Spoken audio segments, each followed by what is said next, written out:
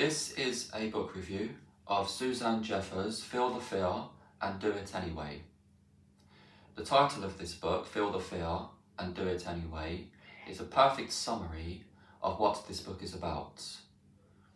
Suzanne Jeffers has written this to help people deal better with fear, with anxiety, with worry, with stress, with constant negative thoughts, negative thinking, which prevents us from making tough decisions, from doing the things we need to do in order to be our best selves and achieve our dreams and goals and live the life we truly want to live.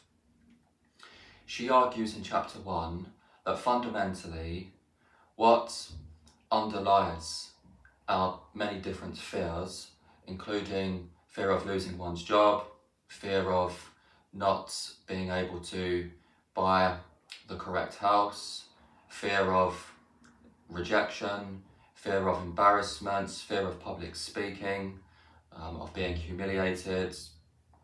People have lots of different fears. And she argues that underpinning them all is the belief that the person, the individual, is inadequate, that they essentially can't handle what life throws at them, or the potential situation that they dread and are worrying about. And she says in order to turn this on its head, you have to convince yourself, you have to believe that you are capable of handling any potential problems that may occur in the future. So it's almost like a mantra. She's saying that you have to say, yes, I will be able to handle this. Because she says fear will always be there. You can't get rid of fear. We're always going to feel fear of different situations, of the unexpected, of spontaneous things that will happen in the future. But it's how you deal with it, it's how you manage it. She argues that the only way to really deal with fear is to act, is to do the thing that you're worried about, do the thing that you're fearful of.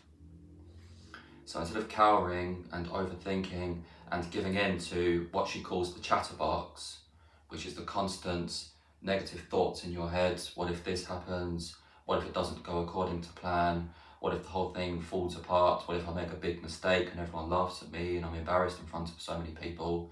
She says in order to be our higher selves, we need to ignore all of that negative chatter and act and be decisive and say yes. She makes this point at the end of the book that it's important to always say yes to opportunities, and that saying yes to difficult things, to risky things, is important.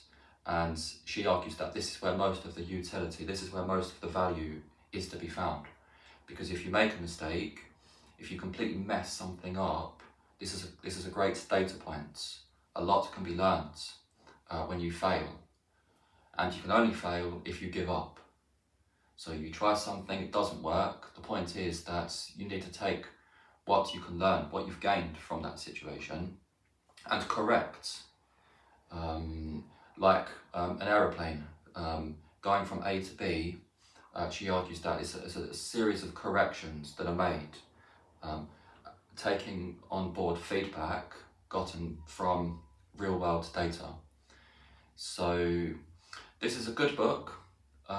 It contains a number of stories of people that have faced adversity, relationships, people going through difficult divorces, people being fired from their jobs, cancer diagnoses. There's a lot of adversity and obstacles that people have overcome, and this book has helped them to think more positively and to enrich and empower their lives. She argues in the book that one of the techniques to use going forward is not to put all of your eggs into one basket, because this makes you too fragile, makes you too vulnerable.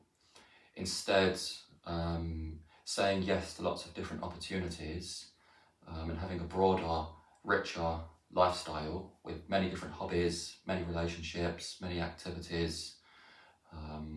In this way, if one of those doesn't go according to plan or collapses or fails, it doesn't matter so much because you have lots of other opportunities.